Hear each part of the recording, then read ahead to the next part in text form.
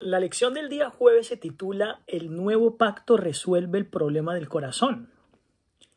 Así como la Biblia presenta dos leyes, una inmutable y eterna y la otra provisional y temporaria, así también hay dos pactos.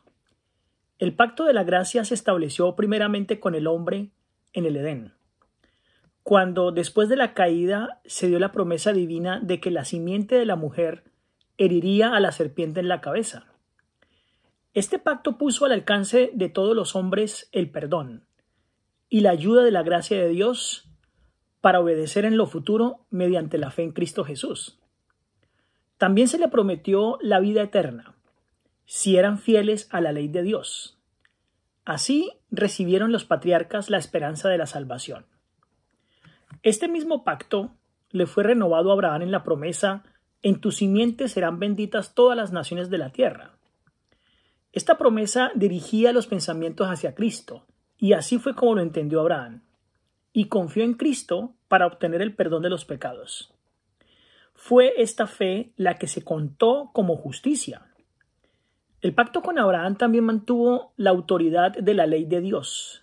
El Señor se le apareció y le dijo: yo soy el Dios Todopoderoso, anda delante de mí y sé perfecto. El testimonio de Dios respecto a su siervo fiel fue: oyó Abraham mi voz y guardó mis preceptos, mis mandamientos, mis estatutos y mis leyes. Y el Señor le declaró: estableceré un pacto contigo y con tu descendencia después de ti, de tu generación en generación. Un pacto perpetuo para ser tu Dios y el de tu descendencia después de ti. Aunque este pacto fue hecho con Adán y más tarde se le renovó a Abraham, no pudo ratificarse sino hasta la muerte de Cristo.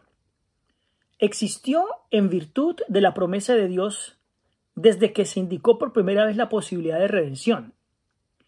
Fue aceptado por fe. No obstante, cuando Cristo lo ratificó, fue llamado el pacto nuevo. La ley de Dios fue la base de este pacto, que era sencillamente un arreglo para restituir al hombre a la armonía con la voluntad divina, para colocarlo en condición de poder obedecer la ley de Dios.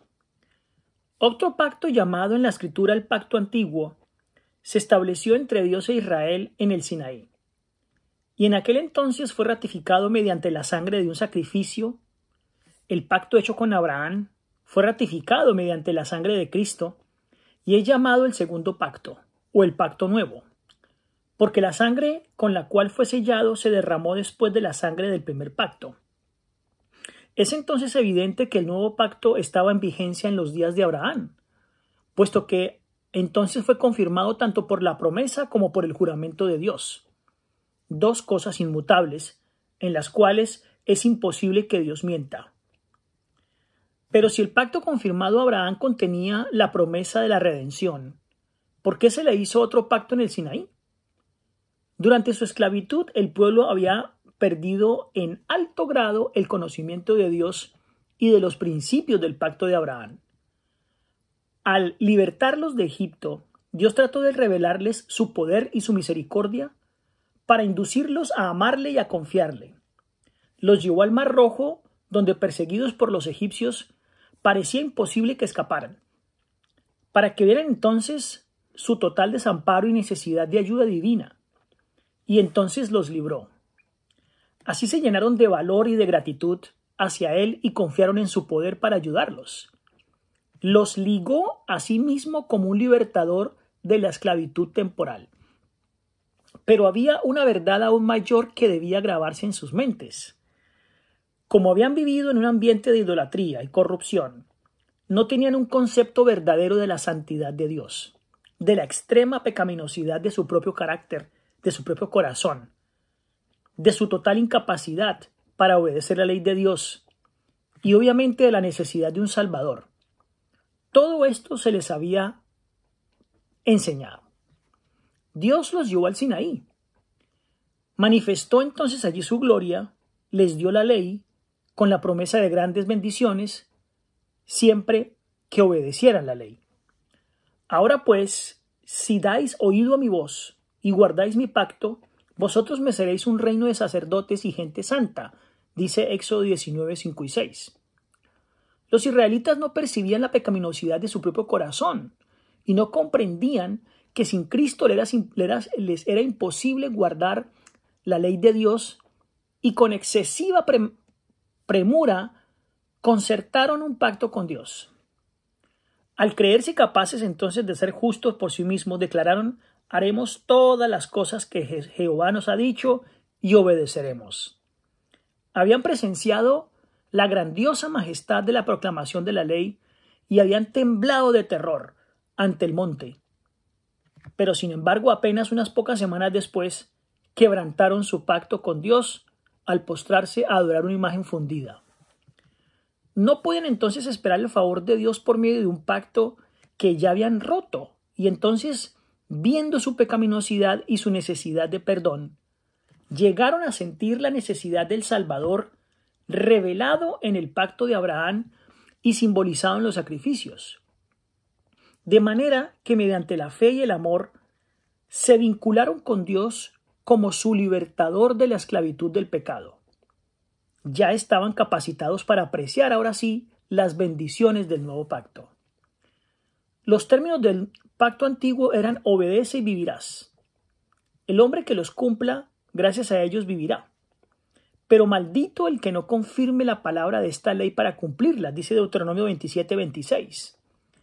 El nuevo pacto se estableció sobre mejores promesas: la promesa del perdón de los pecados y la gracia de Dios para renovar el corazón y ponerlo en armonía con los principios de la ley de Dios. Pero este es el pacto que haré con la casa de Israel después de aquellos días, dice Jehová: pondré mi ley en su mente y la escribiré en su corazón, porque perdonaré la maldad de ellos y no me acordaré más de su pecado.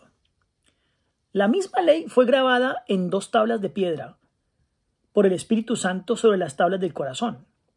En lugar de tratar de establecer una nueva justicia, aceptamos entonces la justicia de Cristo. Su sangre es la que expía nuestros pecados. Su obediencia es aceptada en nuestro favor. Entonces el corazón renovado por el Espíritu Santo producirá los frutos del Espíritu. Mediante la gracia de Cristo viviremos obedeciendo la ley de Dios escrita en nuestro corazón. Al poseer el Espíritu de Cristo, andaremos como Él anduvo. Por medio del profeta, Cristo declaró respecto a sí mismo: el hacer tu voluntad, Dios mío, me ha agradado, y tu ley está en medio de mi corazón, dice Salmos 48. Y cuando vivió entre los hombres, dijo: me ha dejado solo el Padre, porque yo lo que a Él agrada hago siempre. El apóstol Pablo presenta claramente la relación que existe entre la fe y la gracia bajo el nuevo pacto. Él dice: justificados pues por la fe, tenemos paz para con Dios por medio de nuestro Señor Jesucristo. Luego, ¿por la fe invalidamos la ley? De ninguna manera, más bien confirmamos la ley.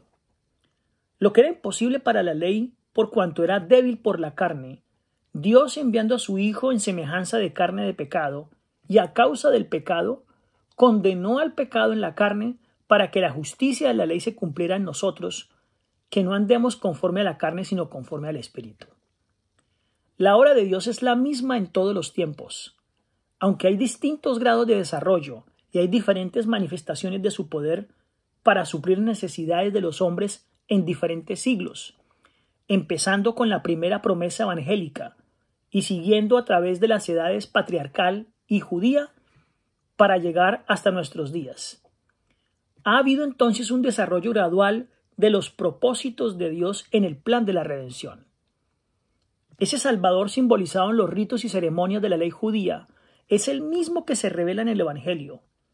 Las nubes que envolvían su divina forma se han esfumado, la bruma y la sombra se han desvanecido, y Jesús, el Redentor del mundo, aparece claramente visible. El que proclamó la ley del Sinaí y entregó a Moisés los preceptos de la ley ritual es el mismo que pronunció el sermón sobre el monte. Los grandes principios del amor de Dios que él proclamó como fundamento de la ley y de los profetas son una reiteración de lo que él había dicho por medio de Moisés al pueblo hebreo. Oye Israel, Jehová nuestro Dios, Jehová uno es. Amarás a Jehová tu Dios de todo tu corazón, de toda tu alma y con todas tus fuerzas, y amarás a tu prójimo como a ti mismo. El Maestro es el mismo en las dos dispensaciones, y las demandas de Dios son las mismas. Los principios de su gobierno son los mismos, porque todo procede de aquel, en el cual no hay mudanza ni sombra de variación. El nuevo pacto que el Señor establece resuelve el problema del corazón. Y es entonces cuando nosotros somos renovados día a día por medio de su gracia. Que el Señor les bendiga.